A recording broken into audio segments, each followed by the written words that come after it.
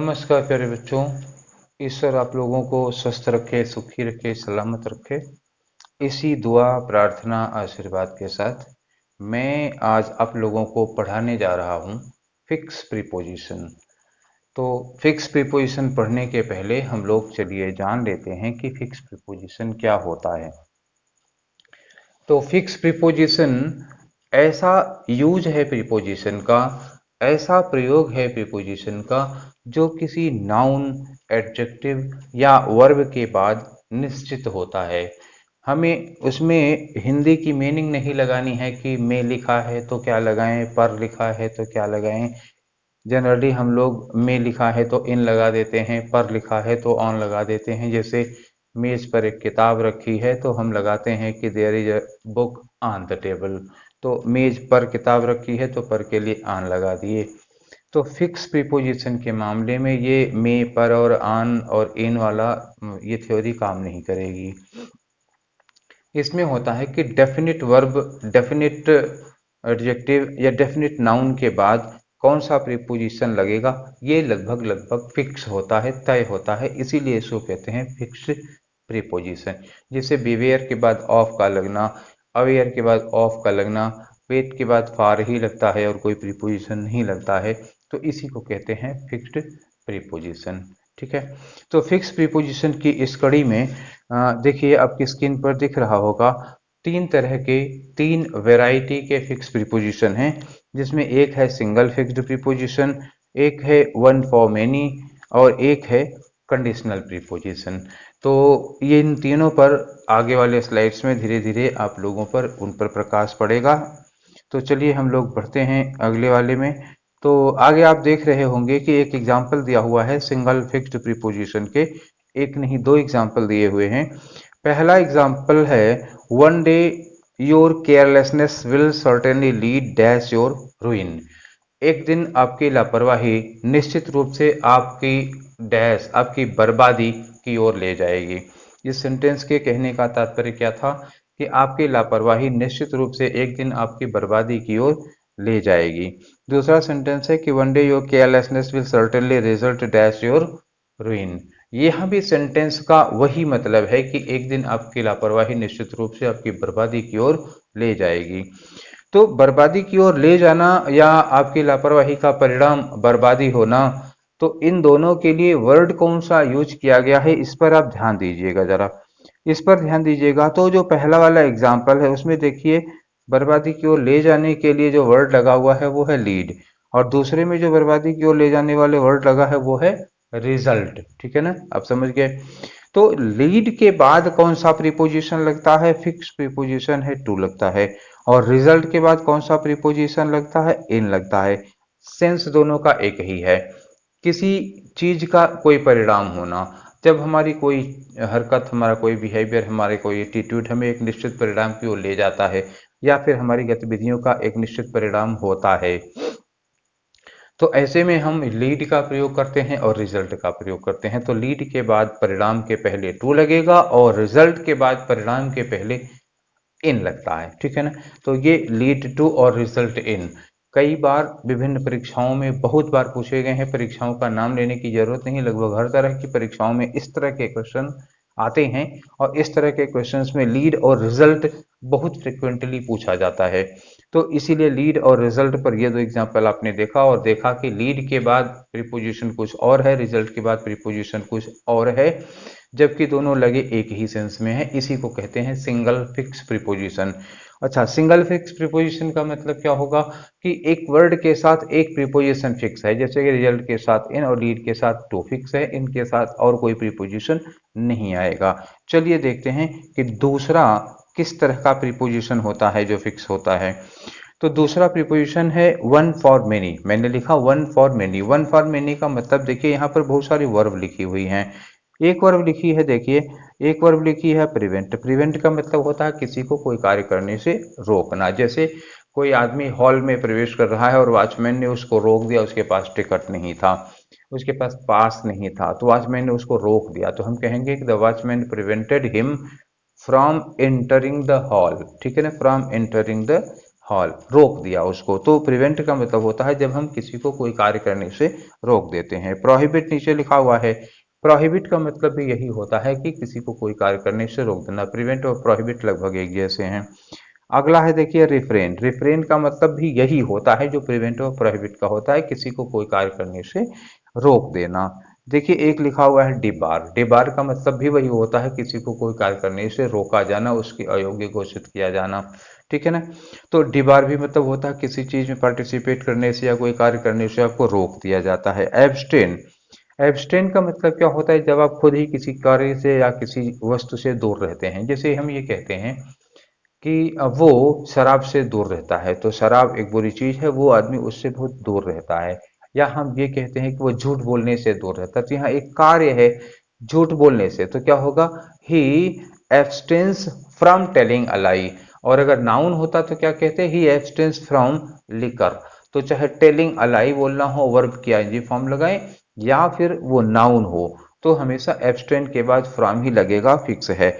अगला लगा है डिसुएड। डिसुएड का मतलब क्या हुआ, ये परसुएड का ठीक अपोजिट है। परसुएड में हम किसी को कोई कार्य करने के लिए राजी करते हैं, डिसुएड में उसको इस बात के लिए राजी करते हैं कि बेटा ये काम मत करना, इसमें नुकसान है। अगला है डिजिस्ट। डिजिस्ट जो है वो इंसिस्ट का अपोजिट है। इंसिस्ट मतलब किसी कार्य को करने के लिए हम बार बार आग्रह करते हैं, और डिजिस्ट में ना करने के लिए बार बार आग्रह कहते हैं। तो इतने जो प्रीपोजिशन, इतने जो आपने वर्ब्स देखी, ठीक है ना, ये जो भी हैं 4 3 7 वर्ब्स हैं, ये 7 के 7 वर्ब्स के बाद प्रीपोजिशन क्या लगता है जानते हैं, इन सब के बाद प्रीपोजिशन लगता है फ्रॉम। फिक्स प्रीपोजिशन है, इन सब के साथ क्या लगेगा, फ्रॉम लगेगा। ठीक है। तो अब देखिए हमने वन फॉर मेनी क्यों लिखा था इसको, क्योंकि इन 7 वर्ब्स के साथ एक ही प्रीपोजिशन लग रहा है, और वो प्रीपोजिशन है फ्रॉम। तो ऐसे बहुत सी वर्ब्स हैं, ऐसे बहुत से वर्ड हैं जिन्हें आप इस तरह की अगर लिस्ट बना लेते हैं कि बहुत सारे एक ही जैसे वर्ड हैं, मतलब साइनोनियम एंटोनियम टाइप के होंगे, तो बहुत सारे ऐसे वर्ड हैं जो एक ही सेंस वाले हैं, उनके साथ प्रीपोजिशन एक ही है। तो अगर उसको आप कलेक्ट कर लेते हैं, इकट्ठा कर लेते हैं, तो आपको याद करने में बड़ी सुविधा हो जाएगी। जैसे ये 7 वर्ब्स के साथ एक ही प्रीपोजिशन लगा, ठीक है। ऐसे ही लाभदायक और हानिकारक में होता है, तो जितने लाभदायक और हानिकारक वाले अंग्रेजी के वर्ड होते हैं, उन सबके बाद प्रीपोजिशन टू लगता है, ये भी फिक्स होता है। ऐसे ही बहुत सारे हैं, ठीक है। तो इससे आप लोगों को बहुत सहायता मिल जाएगी अगर आप इस तरह के वर्ड्स ढूंढ लेते हैं जिनके बाद कौन सा प्रीपोजिशन लगेगा, ये फिक्स होता है। चलिए हम लोग नेक्स्ट की ओर बढ़ते हैं। एक हमारे पास और है फिक्स प्रीपोजिशन का प्रकार है, वो कंडीशनल है। तो कंडीशनल का मतलब क्या हुआ कि किसी एक ही वर्ब के साथ, ठीक, किसी एक ही वर्ब के साथ अलग अलग सेंस में, मतलब मीनिंग नहीं बदल रही है, याद रखिएगा, मीनिंग नहीं बदल रही है, थोड़ी परिस्थितियां, थोड़ी कंडीशंस बदल रहे हैं और प्रीपोजिशन बदल रही है। वर्ब के बाद प्रीपोजिशन बदलने पर अगर मीनिंग बदल जाती है तो वो फ्रेजल वर्ब होगा। जैसे लुक के साथ फार लगाए तो सर्च करना हो गया, लुक के साथ इनटू लगाए तो इन्वेस्टिगेट करना हो गया, लुक के साथ आफ्टर लगाए तो टेक केयर हो गया, किसी का ध्यान रखना, सेवा करना। तो वो फ्रेजल वर्ब हो जाती है जब वर्ब के बाद प्रीपोजिशन लगाने से उसकी मीनिंग बदल जाती है। और ये कंडीशनल प्रीपोजिशन है जब एक वर्ड के बाद प्रीपोजिशन बदलते हैं, अलग मीनिंग वही रहेगी, यूज वही रहेगा, बस कंडीशन बदल जाती है। जैसे एक वर्ड हमने लिया उदाहरण के लिए एग्री, तो एग्री के बाद प्रीपोजिशन विद भी लगता है, टू भी लगता है, ऑन भी लगता है। तो क्या कंडीशंस हैं जब एग्री के बाद विद लगता है, क्या कंडीशंस है जब एग्री के बाद टू लगता है, क्या कंडीशंस है जब एग्री के बाद ऑन लगता है। आइए देखते हैं नीचे। तो पहला देखिए लिखा हुआ है एग्री विद समबडी। क्या लिखा है, एग्री विद समबडी। समबडी का मतलब क्या हुआ, कोई पर्सन हुआ, ठीक है ना। अगर एग्री के बाद कोई व्यक्ति लगा हुआ है, किसी व्यक्ति से आप सहमत हैं, तो फिर विद लगाएंगे। दूसरा लिखा है देखिए एग्री के बाद टू, लेकिन आगे लिखा है समथिंग। तो अगर किसी बात से, समथिंग के आगे एक्सप्लेन कर दिया गया है, प्रपोजल है या कोई प्लान है, तो अगर आपकी कोई योजना है, आपकी कोई स्कीम है, आपका कोई प्लान है, आपकी आपके प्लान से, आपकी राय से हम सहमत हैं, तो फिर टू लगाएंगे, और आपसे अगर सहमत हैं तो फिर विद लगाएंगे। सोचिए कितना बारीक सा डिफरेंस है। तो एग्री के बाद यू लिखा है तो विद लगाया जाएगा, और एग्री के बाद योर प्लान है, योर स्कीम है, तो फिर टू लगाया जाएगा। और एक है एग्री ऑन। एग्री ऑन देखिए क्या होता है, एग्री ऑन समथिंग में आगे लिखा हुआ है अ मैटर या इशू, कोई मुद्दा है, कोई टॉपिक है, कोई सब्जेक्ट है, ठीक है ना। तो कोई इशू है, इस पर अगर हम सहमत हैं, इस पे हम अगर एग्री हैं तो क्या यूज करेंगे, ऑन लगाएंगे। तो एग्री के बाद तीन डिफरेंट डिफरेंट प्रीपोजिशन लगे, मीनिंग एग्री की एक ही है, सहमत होना, एग्री होना, एक ही उसी मीनिंग में इसके साथ तीन प्रीपोजिशन लगे हैं। जनरली विद ही लगता है, किसी पर्सन के साथ आप सहमत हैं तो विद, किसी पर्सन की राय से, ओपिनियन से अगर आप सहमत हैं, उसकी स्कीम या प्लान से सहमत हैं तो टू लगेगा, और किसी मुद्दे पर, किसी सब्जेक्ट पर, किसी टॉपिक पर, किसी मैटर पर किसी से सहमत हैं तो फिर ऑन लगाएंगे, ठीक है ना। तो ये तीनों बातें आप समझ लीजिए। उदाहरण के तौर पर नीचे देखिए लिखा हुआ है I don't agree dash you. तो I don't agree dash you पहले में क्या लगना चाहिए बताइए, I don't agree dash you, you कोई हुआ, कोई पर्सन हुआ, तो हमें क्या लगाना चाहिए पहले में, पहले में हमें लगाना चाहिए था विद, ठीक है ना। पहले में कौन सा प्रीपोजिशन लगेगा इसके, देखिए पहले वाले में ये जो पहला वाला लगा, इसकी जगह पर आना चाहिए था विद, क्यों, एग्री के बाद यू लिखा हुआ है तो विद लगेगा। दूसरा वाला देखिए लिखा हुआ है I don't agree dash your proposal, तो मैं आपके प्रस्ताव से, आपके प्लान से सहमत नहीं हूं।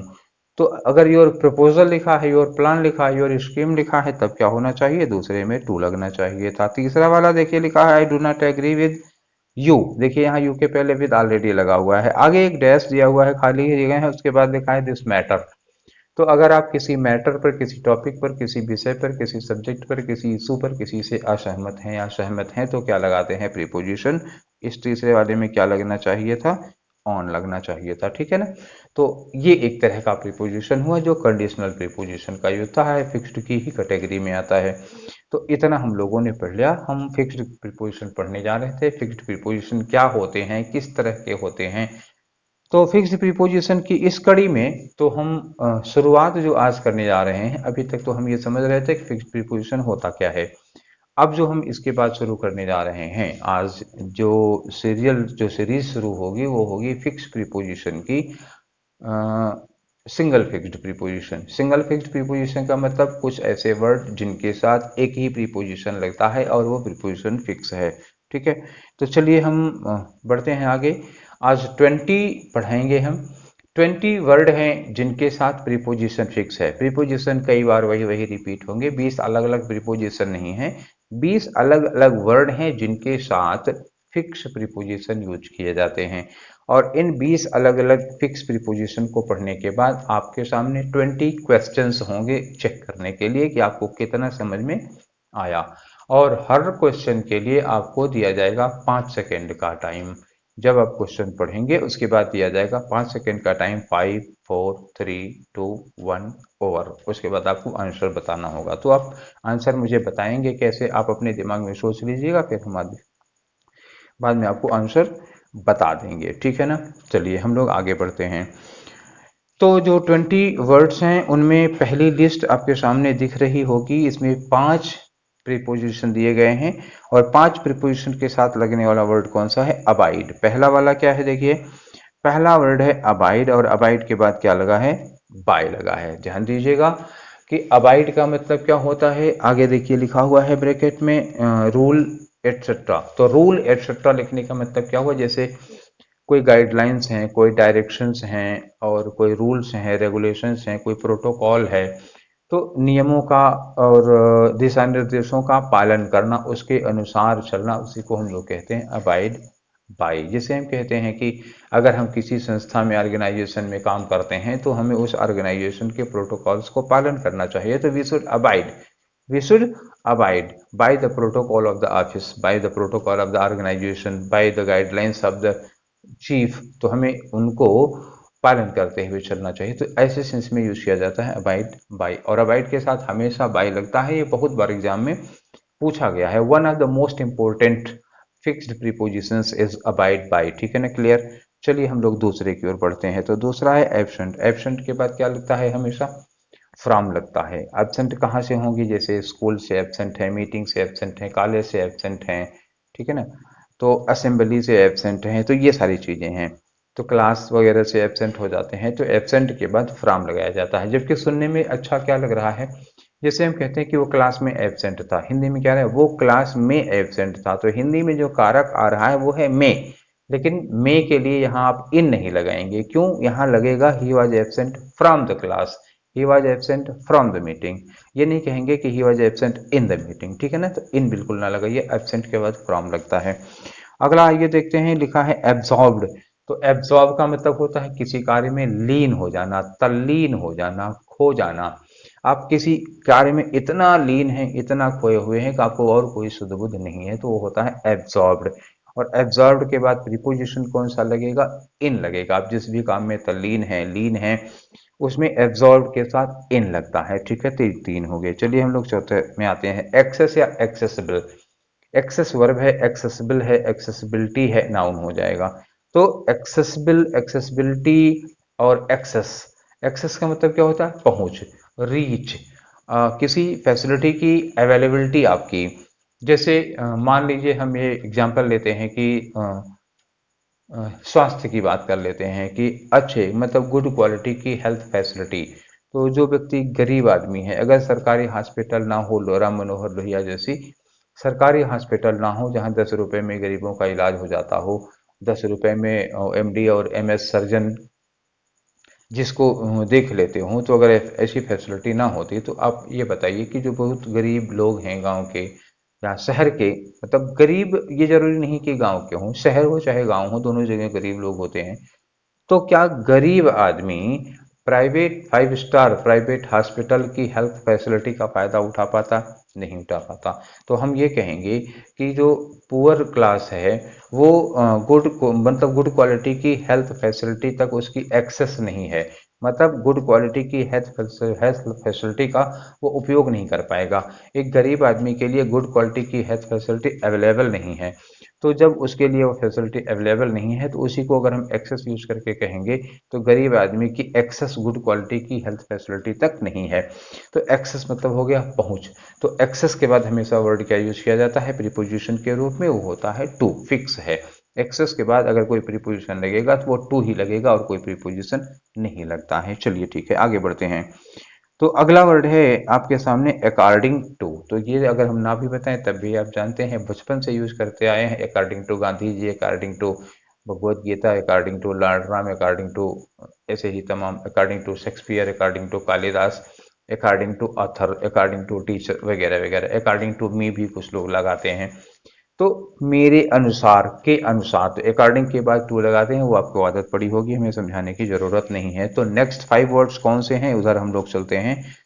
अभी हम लोगों ने पढ़ा था अकॉर्डिंग टू, अब उन्हीं अकॉर्डिंग टू का भाई है अकॉर्ड। अकॉर्ड का मतलब क्या होता है? अकॉर्ड का मतलब होता है के अनुसार। एक्चुअली ये वर्ब है, अकॉर्डिंग एडजेक्टिव था और अकॉर्ड क्या है? ये वर्ब है, अकॉर्ड। तो अकॉर्ड का मतलब हो जाता है के अनुसार, लेकिन वर्ब की तरह काम करेगा, तो यहाँ लगेगा विद। और अगला वाला देखिए, लिखा इन अकॉर्डेंस विद। तो अकॉर्डेंस क्या हो जाता है? वो नाउन है। अकॉर्डिंग एडजेक्टिव बन गया, अकॉर्ड वर्ब थी, और इन अकॉर्डेंस, अकॉर्डेंस नाउन हो गया। तो तीनों के साथ अकॉर्ड, अकॉर्डिंग, अकॉर्डेंस के साथ विद लगता है, फिक्स है। तो तीन तो ऐसे ही आपको याद हो गए, अकॉर्ड, अकॉर्डिंग और अकॉर्डेंस, तीनों के साथ क्या लगेगा? विद लगेगा। इतनी तो आपकी बात फिक्स हो गई। चलिए अगला देखते हैं हम लोग कि equity of something. Equity somebody of something. Something में आगे लिखा हुआ है जिससे कोई ब्लेम वगैरह है, आरोप वगैरह है, चार्जेस वगैरह हैं और एलिगेशंस हैं। तो एक्विट समबडी ऑफ समथिंग, जैसे किसी ने किसी पर आरोप लगाया, जैसे मैंने आप लोगों के ऊपर आरोप नहीं, क्यों लगाए आपके ऊपर आरोप, आप तो निर्दोष हैं। ठीक है, मान लीजिए आपके घर में है, आपके घर में मतलब आपका भाई या आपकी बहन, आपके बैग में एक चॉकलेट थी और जब आप बैग रख के हाथ मुंह धोने के लौट के आए तो चॉकलेट गायब थी। आपकी बहन या भाई कोने में खड़ा मुस्करा रहा था, तो आप मम्मी से कहेंगे ना कि उसने मेरी चॉकलेट चुराई है, ठीक है ना। तो आपने उसके ऊपर चोरी का आरोप लगाया, तो मम्मी ने उसकी बैग वगैरह में ढूंढ ढांड के देखा, उसका मुंह खुलवा के देखा, कहीं पे चॉकलेट के ट्रेसेस नहीं मिले, तो वो कहेंगी कि नहीं, उसके खिलाफ कोई सबूत नहीं है तुम्हारी चॉकलेट चुराने का। तो सबूतों के अभाव में माताजी ने आपकी बहन को या आपके भाई को चॉकलेट चोरी के आरोप से बरी कर दिया, बाइज्जत बरी कर दिया। भले आप गुस्सा हो रहे हों, लेकिन माताजी ने उसको बाइज्जत बरी कर दिया। तो यही कहा जाता है एक्विट समबडी ऑफ समथिंग। अब ये समथिंग जो होगा वो कोई आरोप होगा। माताजी ने आपके भाई को चोरी के आरोप से मुक्त कर दिया। तो your mother acquitted your brother और sister of the charges of theft, ठीक है ना। तो ऑफ लगेगा, एक्विट के बाद ऑफ लगेगा, ठीक है ना। चलिए ये भी बात हो गई। अब आगे बात आते हैं ऐड टू। तो ऐड क्या होता है? ऐड का मतलब जोड़ देना। जैसे मैथमेटिक्स में 2 + 2 क्या होगा? 4 हो गया, तो ये ऐड हो गया। तो मैथमेटिक्स के अलावा भी ऐड का प्रयोग करता है। जैसे आप चाय बना रहे हैं, तो चाय में जब चीनी मिलाते हैं तो क्या करते हैं? चाय में चीनी ऐड कर दिया। दूध मिलाया तो दूध ऐड कर दिया। दूध डाल नहीं दिया, दूध मिलाया। चाय में चीनी मिलाई, डाला नहीं, मिलाई। तो जब ऐसे ऐड वर्ड यूज किया जाता है तो उसके साथ क्या लगता है? टू लगता है। आप दुखी हैं, आप परेशान हैं, तो उसमें आप एक तो वैसे ही लॉकडाउन में आदमी को आर्थिक समस्या है, इसी में आपके बॉस ने कह दिया कि आपको सस्पेंड किया जाता है। अब आप बताइए, फाइनेंशियल क्राइसिस के इस दौर में अगर कोई किसी को सस्पेंड कर देता है तो उसके सस्पेंशन से उसके दुख, उसकी फाइनेंशियल क्राइसिस में कुछ और ऐड हो गया, दुख बढ़ गया, तो वो ऐड हो गया। ऐसे में जब कोई चीज जुड़ जाती है, ऐड हो जाती है, तो जुड़ने के लिए हम क्या यूज करते हैं? टू यूज करते हैं, ठीक है ना। ऐड के बाद अगर कोई प्रीपोजिशन लगाना हो आपको तो आप क्या लगाएंगे? टू। चलिए, टू के बाद आगे आते हैं। एक वर्ड है एडजेसेंट। एडजेसेंट का मतलब क्या हुआ? ठीक बगल वाला, सटा हुआ। जैसे हम इस कमरे में हैं, बगल वाला कमरा क्या कहा जाएगा? एडजेसेंट रूम कहा जाएगा। नेबरिंग, एडजॉइनिंग, तो ये होता है एडजेसेंट। तो के बगल वाला जो सटा हुआ है, तो एडजेसेंट उसके लिए यूज किया जाता है। एडजेसेंट के साथ भी कौन सा प्रीपोजिशन यूज होगा? टू यूज होगा, फिक्स प्रीपोजिशन है ये भी। चलिए हम लोग आगे बढ़ते हैं। तो एक वर्ड मिला आपको अफेक्शन। देखिए अफेक्शन है, अफेक्शन के साथ क्या लगा हुआ है? फार। अफेक्शन का मतलब क्या होता है? अपनापन, लगाव। किसी के प्रति, व्यक्ति हो या वस्तु हो, किसी के प्रति अगर आपको लगाव है, अपनापन है, तो कहते हैं अफेक्शन फॉर। अफेक्शन टू नहीं लगेगा, अफेक्शन के साथ फिक्स है, फॉर लगेगा। लेकिन नीचे देखिए लिखा हुआ अफेक्शनेट, अफेक्शन से ही बना है अफेक्शनेट। अफेक्शन नाउन है, लगाव। अफेक्शनेट क्या हो गया? एडजेक्टिव हो गया। अफेक्शनेट मतलब होगा प्रिय, डियर। तो आपका जो प्रिय है, तो सोचिए अफेक्शनेट प्रिय है, अफेक्शनेट डियर, डियर और अफेक्शनेट दोनों के साथ प्रीपोजिशन टू लगता है। डिफरेंस दीजिए, देखिएगा, ध्यान रखिएगा, बहुत कायदे से, बहुत बारीकी से सोचिए। अफेक्शन के साथ फार लगता है और अफेक्शनेट के साथ टू लगता है। अफेक्शन मतलब होता है लगाव, अपनापन, और अफेक्शनेट मतलब होता है प्रिय, डियर। तो अफेक्शनेट के साथ टू और अफेक्शन के साथ फार। आगे बढ़िए, आगे लिखा हुआ अलार्म्ड डैश समथिंग। तो अलार्म के बाद क्या लगता है? एट लगता है। अब ये अलार्म्ड की मीनिंग क्या होगी? वो जो घड़ी में अलार्म बजता है वो नहीं। अलार्म ऐसे होता है जैसे आपको, मान लीजिए आप सुबह टहलने के लिए निकले और किसी ने आपको रास्ते में रोककर कहा कि अरे कल शाम को पड़ोस वाले गांव में एक शेर दिखा था। तो जब किसी ने आपको कहा कि पड़ोस वाले गांव में एक शेर दिखा था, तो आप क्या हो जाएंगे? आपके कान खरगोश की तरह खड़े हो जाएंगे, सतर्क हो जाएंगे, तुरंत इधर उधर देखेंगे कहीं झाड़ियों के पीछे शेर तो नहीं बैठा है। तो पूरा का पूरा गांव, पड़ोस के गांव में शेर होने की खबर ने पूरे पूरे गांव को क्या कर दिया? सतर्क कर दिया। तो आप खतरे से सतर्क हो रहे हैं। जब आप किसी खतरे से सतर्क होते हैं तो फिर हमेशा अलार्म के बाद एट लगता है, उसके बाद खतरा। तो अलार्म के बाद अगर कोई खतरा लिखा हो तो क्या लिखा जाएगा? प्रीपोजिशन में एट लिखा जाएगा, और ये फिक्स है, ठीक है। चलिए आगे बढ़ते हैं। अलार्म एट हो गया। उसके बाद लिखा है अल्टरनेटिव टू। तो अल्टरनेटिव क्या है बेटा? What is alternative? अल्टरनेटिव मतलब होता है विकल्प। जैसे पहले कहानियां पढ़नी होती, किताब में छपी रहती, तो किताब में हम लोग कहानियां पढ़ा करते थे। मतलब विषय की किताब के भीतर, मतलब फिजिक्स की किताब के अंदर कहानी की किताब डाल के पढ़ा करते थे। वैसे खुलेआम कहानी की किताब पढ़ा जाना, ये माना जाता था कि ये बच्चा बर्बाद हो गया है, ठीक है। तो आज के ज़माने में क्या हो गया है, इस मोबाइल और डिजिटल ज़माने में, तो आजकल ऑडियो है। तो ऑडियो बुक्स कहा जाता है उनको। मतलब किसी ने उस कहानी को बड़े ही अच्छी भाषा में, बड़ी अच्छी स्टाइल में पूरी कहानी को पढ़ रखा है, विद फीलिंग्स एंड इमोशंस। तो आवाज़ में फीलिंग्स और इमोशंस डाल के पढ़ लिया गया है। जो उसमें फीमेल कैरेक्टर है, किसी फीमेल ने जो मेल कैरेक्टर है, किसी मेल ने, इस तरह से उसको पढ़ा, तो ये कहा जाता है ऑडियो बुक। तो अब जो ऑडियो बुक है वो रीडिंग का अच्छा विकल्प माना जा रहा है। कुछ लोगों को लगता है कि ऑडियो बुक जो है वो रीडिंग का अच्छा विकल्प है। तो जब विकल्प को ही हम कहते हैं अल्टरनेटिव, तो अल्टरनेटिव अगर किसी चीज का हम यूज करेंगे तो उसके लिए क्या वर्ड यूज करते हैं प्रीपोजिशन में? टू। अल्टरनेटिव के बाद कौन सा प्रीपोजिशन लगता है? टू लगता है, और ये फिक्स है। और एक और वर्ड है एलूफ। एलूफ के बाद क्या लगता है? फ्रॉम लगता है। अलूफ का मतलब क्या होता है? से अलग थलग, एक किनारे। जैसे मान लीजिए कभी कहीं कोई पार्टी है, तो पार्टी में सब लोग एक साथ खड़े एंजॉय कर रहे हैं और एक कोई आदमी है जो एक प्लेट में रसगुल्ला लिए एक कोने बैठा हुआ है, उसके साथ कोई नहीं है, तो उसका सारा ध्यान रसगुल्लों में लगा हुआ है। तो वो आदमी क्या है, अलूफ, ठीक है ना। He was sitting aloof from rest of the people eating rasgulla, ठीक समझ गए ना। तो अलूफ के साथ फ्रॉम लगता है इस सेंस में, जब कोई किसी और लोगों की भीड़ से, झुंड से अलग थलग रहता है, एकदम से अकेला। तो अलूफ के बाद प्रीपोजिशन क्या लगना है, फ्रॉम, फिक्स है, ठीक है ना। चलिए आगे बढ़ते हैं। Aloof from. 5 वर्ड और बचे हुए हैं। एक है अलायंस। अलायंस के साथ प्रीपोजिशन कौन सा लगता है, विद लगता है, ठीक है ना। तो अलायंस क्या होता है, सहयोगी। इंडिया में जैसे हम लोग देखते हैं कि जब चुनाव का समय आता है तो बहुत सारी पार्टियां एक दूसरे के साथ गठबंधन कर लेती हैं, तो उनका चुनाव में सहयोग करती हैं, एक दूसरे का गठबंधन कर लेती हैं, तो उनको अलायंस कहा जाता है। तो एक साथ आना, एकजुट होना, उसको अलायंस कहेंगे। और एक साथ आने और एक साथ जुटने के लिए हम प्रीपोजिशन क्या लगाएंगे, विद लगाएंगे। तो अलायंस के साथ हमेशा प्रीपोजिशन क्या यूज किया जाएगा, विद यूज किया जाएगा, ठीक है। आगे बढ़ते हैं हम लोग और हमारा अगला वर्ड है अपार्ट फ्रॉम। तो अपार्ट फ्रॉम क्या होता है, अपार्ट का मतलब हुआ कि के अलावा, अपार्ट फ्रॉम होता है ना, के अलावा, moreover, in addition to, ठीक है। जैसे मान लीजिए कि आपको स्कूल में आपने कोई गलती कर दी, या लाइब्रेरी की कोई चीज आपसे खो गई, या लेबोरेटरी में, लैब में प्रयोग करते समय कोई चीज टूट टूट गई आपसे, मतलब कोई इस तरह की गलती हो गई है, गुनाह है, मिस्टेक है, और आपके क्लास टीचर ने आपके ऊपर फाइन लगाया, मतलब फाइनेंशियल चार्ज लगाया, फाइन। और उन्होंने क्लास में आपको मुर्गा बना दिया, या दो डंडे मारे, या 10 बार उठक बैठक लगवाया। तो फिजिकल पनिशमेंट, कॉर्पोरल पनिशमेंट के साथ साथ उन्होंने फाइनेंशियल पनिशमेंट भी दी, फाइन भी दी।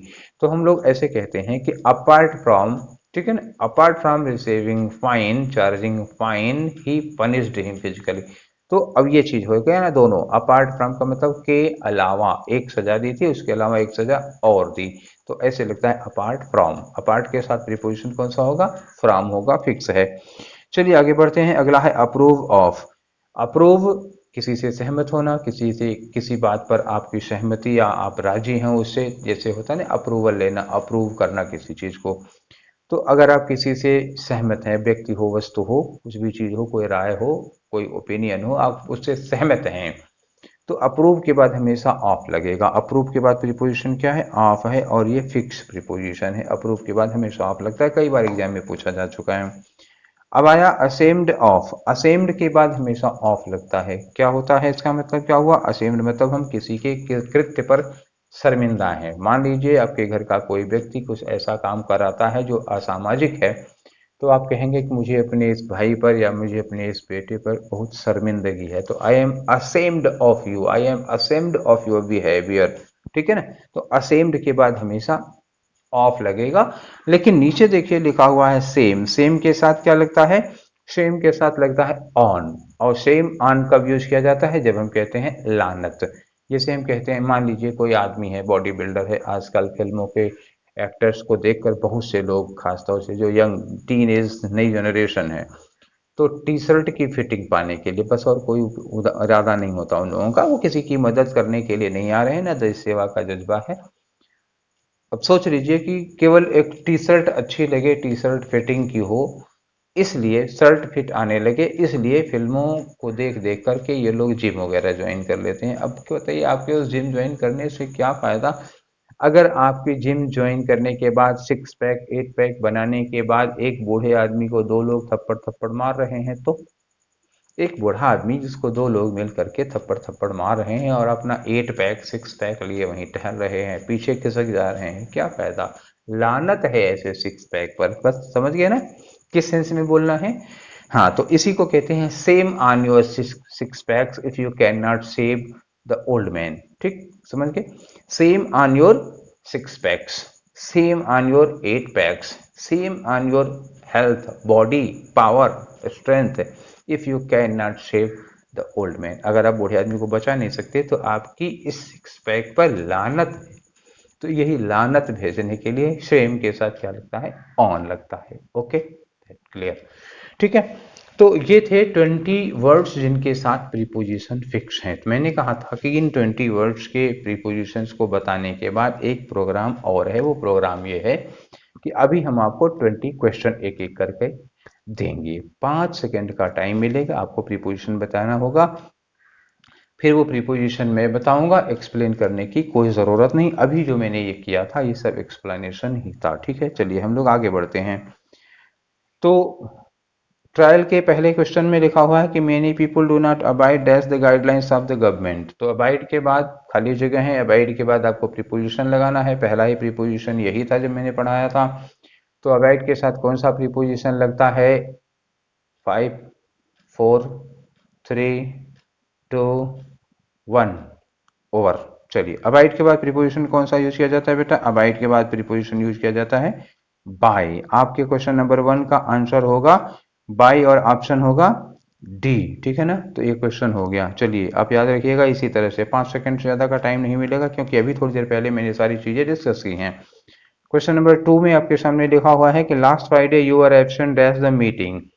ठीक है ना, you are absent dash the meeting. Absent के बाद फिक्स प्रीपोजिशन कौन सा यूज किया जाता है? 5 4 3 2 1 डन। चलिए, तो एब्सेंट के बाद हमने बताया था कि प्रीपोजिशन यूज किया जाता है फ्रॉम। क्या प्रीपोजिशन यूज किया जाता है? From. Always from is use after absent. ठीक है, चलिए आगे बढ़ते हैं। नेक्स्ट क्वेश्चन, नेक्स्ट क्वेश्चन है question number 3, the students are absorb dash doing their class work. Hindi बताने की कोई जरूरत नहीं है, सीधे आप वर्ड लगा है, वर्ड के बाद खाली जगह है, प्रीपोजिशन लगानी है। हम हिंदी क्यों बताएं आपको? नहीं, इसकी इतनी फुर्सत नहीं है। फिक्स प्रीपोजिशन, आप वर्ड देखिए और प्रीपोजिशन लगाइए। तो the students are absorb dash doing their class work. Absorb के बाद अगर कोई व्यक्ति किसी काम को करने में एब्जॉर्ब होता है तो एब्जॉर्ब के बाद प्रीपोजिशन क्या यूज किया जाता है? 5 4 3 2 1 ओवर। ठीक है, तो एब्जॉर्ब के बाद प्रीपोजिशन यूज किया जाता है बेटा इन, और आपका ऑप्शन होगा ए। चलिए आगे बढ़ते हैं। Question number 4, I can't help you because I have no access dash is accounts. Access, access के बाद प्रीपोजिशन यूज करना है। ठीक है ना, तो एक्सेस के बाद जो प्रीपोजिशन यूज करना है वो होता है कौन सा? 5 4 3 2 1 ओवर। चलिए, तो एक्सेस के बाद प्रीपोजिशन कौन सा यूज किया जाता है? मैंने आप लोगों को बताया था कि एक्सेस के बाद प्रीपोजिशन लगता है टू, और आपका ऑप्शन होगा सी। ठीक है ना, इज दैट क्लियर? चलिए आगे बढ़ते हैं। क्वेश्चन नंबर 5, तो 5वें में लिखा हुआ है कि everything is arranged according dash the directions of your father. According dash, according क्या लगता है आपको? याद ही होगा अकॉर्डिंग के बाद कौन सा प्रीपोजिशन यूज किया जाता है। मेरे मुंह से निकलने वाला था पर मैंने रोक लिया, अपनी जीभ को पकड़ लिया, नहीं तो अभी मुंह से निकल जाता, फिर आपका एक क्वेश्चन खराब हो जाता। चलिए, सोच लिए होंगे अकॉर्डिंग के बाद कौन सा प्रीपोजिशन लगता है? 5 4 3 2 1 2। अकॉर्डिंग के बाद क्या यूज किया जाएगा? टू। आपका ऑप्शन क्या होगा? Once more D. ठीक है ना, तो अकॉर्डिंग के बाद टू लगता है, ये फिक्स प्रीपोजिशन है। चलिए आगे बढ़ते हैं। क्वेश्चन नंबर 6, क्वेश्चन नंबर 6 में है your opinion does not accord as that of your father. Accord, मैंने कहा था अकॉर्ड, अकॉर्डिंग और इन अकॉर्डेंस, तीनों के साथ एक ही प्रीपोजिशन लगता है, और वो प्रीपोजिशन क्या है? 5 4 3 2 1। उसके बाद प्रीपोजिशन क्या होगा अकॉर्ड के बाद? विद। अगला क्वेश्चन है क्वेश्चन नंबर 7, और क्वेश्चन नंबर 7 में लिखा है कि I will manage to do everything in accordance as the guidance of the health ministry. In accordance, अभी थोड़ी देर पहले मैंने कहा था अकॉर्ड, अकॉर्डिंग और अकॉर्डेंस के बाद प्रीपोजिशन एक ही लगता है। 2 बार लगा चुके हैं आप, इस बार सोचने की कोई जरूरत नहीं है, केवल 3 सेकंड का टाइम देंगे। 3 2 1 ओवर। चलिए बताइए, अकॉर्डेंस के बाद क्या लगेगा? विद लगेगा। अकॉर्ड, अकॉर्डिंग और अकॉर्डेंस तीनों के साथ प्रीपोजिशन यूज किया जाता है विद, और एक बार फिर आपका ऑप्शन हुआ बी। ठीक है, चलिए आगे बढ़ते हैं। हमारा अगला क्वेश्चन है क्वेश्चन नंबर 8, और लिखा हुआ है the manager acquitted the clerk dash the charge of fraud. Manager ने क्लर्क को फ्रॉड के आरोप से बरी कर दिया। तो आरोप से बरी करने के लिए एक्विट, एक्विट के साथ लगने वाला प्रीपोजिशन 5 4 3 2 1 क्या होगा?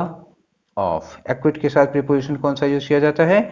ऑफ यूज किया जाता है। ठीक है ना, तो ये हुआ आपका प्रीपोजिशन ऑफ। क्लियर?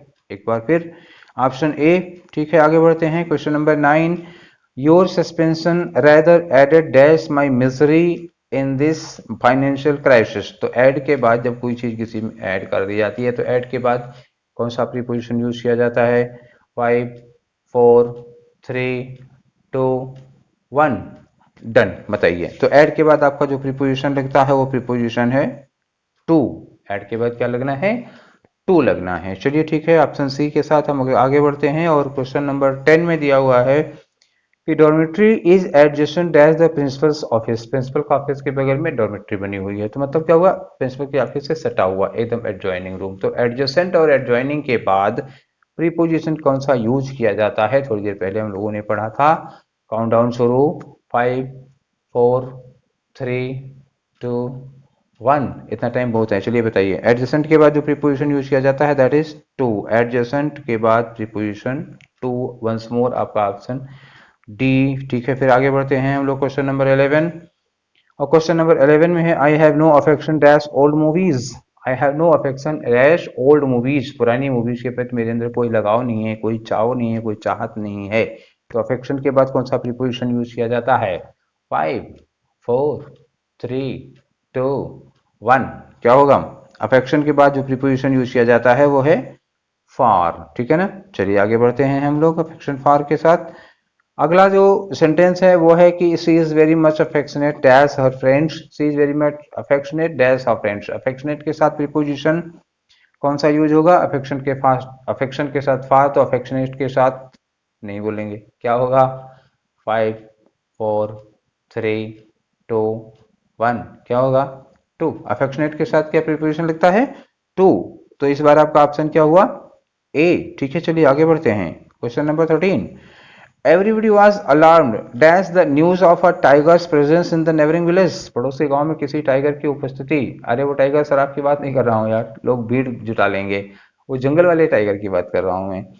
तो बड़ोस वाले गांव में टाइगर की मौजूदगी, टाइगर के देखे जाने की खबर पर गांव के सब लोग क्या हो गए? सतर्क हो गए। तो अलार्म्ड के बाद अगर किसी खतरे से सतर्क होते हैं तो अलार्म के बाद प्रीपोजिशन क्या यूज किया जाता है?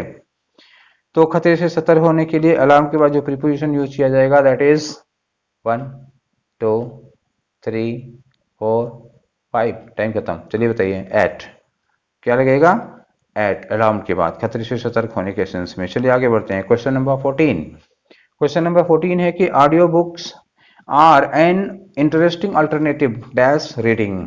तो अभी इसी की हम बात कर रहे थे, ऑडियो बुक्स क्या होती हैं और रीडिंग का अच्छा विकल्प है।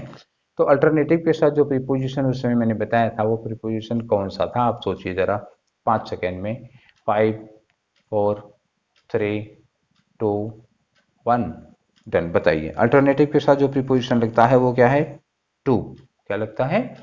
टू लगता है अल्टरनेटिव के साथ भी। चलिए हम लोग आगे बढ़ते हैं। क्वेश्चन नंबर 15 आता है। 15 में लिखा है in the party he was sitting aloof other people. वो दूसरों से अलग एक कोने में बैठा हुआ था। तो अलूफ के बाद प्रीपोजिशन कौन सा यूज किया जाएगा? 5 सेकेंड में जवाब दीजिए। 5 4 3 2 1। बताइए अलूफ के साथ क्या लगता है? तो हम आपको बता रहे हैं, आपने सोच लिया होगा। अलूफ के साथ जो प्रीपोजिशन लगेगा वो है फ्रॉम। अलूफ के बाद कौन सा प्रीपोजिशन? फ्रॉम। ठीक है, चलिए आगे बढ़ते हैं हम लोग क्वेश्चन नंबर 16 की ओर। क्वेश्चन नंबर 16 है कि in this selection, sorry in this election his party is in alliance dash a prominent regional party. तो अलायंस के साथ कौन सा प्रीपोजिशन यूज किया जाता है? चुनाव में गठबंधन बना लिया तो अलायंस के साथ लगने वाला प्रीपोजिशन कौन सा है? बताइए आप 5 सेकेंड में जवाब दीजिए। 5 4 3 2 1 बैक। चलिए बताइए। तो अलायंस के साथ जो प्रीपोजिशन यूज किया जाता है वो है विद। क्या लगेगा? अलायंस के साथ विद यूज किया जाता है। चलिए ठीक है, हम लोग आगे बढ़ते हैं। क्वेश्चन नंबर 17 है अपार्ट। अपार्ट के बाद कौन सा प्रीपोजिशन लगाया जाता है? Apart dash looting his money they beat him very badly. तो अपार्ट के साथ प्रीपोजिशन कौन सा लगेगा? 5 सेकेंड में सोच के जवाब दीजिए। 5 4 3 2 1 फ्रॉम। अपार्ट के साथ कौन सा प्रीपोजिशन यूज किया जाता है? फ्रॉम यूज किया जाता है और आपका ऑप्शन होगा बी। चलिए आगे बढ़ते हैं। Question number 18। 18 में लिखा I do not approve dash your method to solve this crisis. Approve के बाद प्रीपोजिशन क्या लगेगा? फिक्स प्रीपोजिशन का मामला है। अप्रूव के बाद कौन सा प्रीपोजिशन यूज किया जाता था? मैंने क्या बताया था? याद करिए, पलट के उधर जाके देखने का मौका नहीं है। 5 सेकेंड का टाइम है। आप अपनी आंखें बंद करिए और सोच लीजिए। 5 4 3 2 1 ऑफ। अप्रूव के साथ क्या प्रिपोजिशन यूज किया जाता है? ऑफ यूज किया जाता है और इसका ऑप्शन होगा क्वेश्चन नंबर 18 का सी। चलिए question number 19, second last question है। His manners in which he talked to you made me ashamed dash him. Made me ashamed dash him. तो ashamed के बाद कौन सा, मतलब मैं तुम्हारे ऊपर शर्मिंदा हूं, तो I am ashamed dash you, इसका मतलब क्या होगा? प्रीपोजिशन कौन सा लगेगा? ashamed के बाद कौन सा प्रीपोजिशन यूज किया जाता है? चलिए बताइए, 5 सेकेंड में जवाब दीजिए। 5 4 3 2 1। ashamed के बाद क्या लगता है? ऑफ। क्या लगता है बेटा? फिर ashamed के बाद ऑफ, और आपका ऑप्शन क्या होगा? Once more D. चलिए आगे बढ़ते हैं। Question number 20 and this one the last question of today's discussion. तो क्वेश्चन नंबर 20 है, your stupidity brought shame dash us. Shame, लानत वाले सेम के बाद कौन सा प्रीपोजिशन यूज किया जाता है? आंसर में विद इन 5 सेकेंड्स। 5 4 3 2 1 आंसर। तो जब सेम लगाया जाता है लानत के सेंस में, तो उसके साथ जो प्रीपोजिशन यूज किया जाता है वो है ऑन। कौन सा प्रीपोजिशन है? ऑन। तो सेम के बाद ऑन लगता है। इस तरह से हम लोगों ने 20 क्वेश्चन कर लिए। फिर मिलेंगे नेक्स्ट सेशन में फिक्स्ड प्रीपोजिशन की कड़ी को आगे बढ़ाते हुए। बहुत ही इंपॉर्टेंट सेशन है, फिक्स्ड प्रीपोजिशन से ही ज्यादा से ज्यादा क्वेश्चन पूछे जा रहे हैं। आप लोग इनको अच्छे से तैयार करिए, प्रैक्टिस में साथ में करवा दे रहा हूँ। बाद में पीडीएफ आपको एक प्रैक्टिस सेट का और दे दिया जाएगा। ठीक है, तो अपनी सेहत का ध्यान रखिए, देश का ध्यान रखिए, अपनों का ध्यान रखिए, परिवार का ध्यान रखिए और अपनी पढ़ाई लिखाई का भी ध्यान रखिए। ठीक है, तो इसी आशीर्वाद, दुआ, प्रार्थना, शुभकामना के साथ आज की क्लास यहीं वाइंड अप करते हैं। फिर मिलेंगे नेक्स्ट क्लास में कुछ और इंटरेस्टिंग मैटर के साथ। Till then take care, thank you.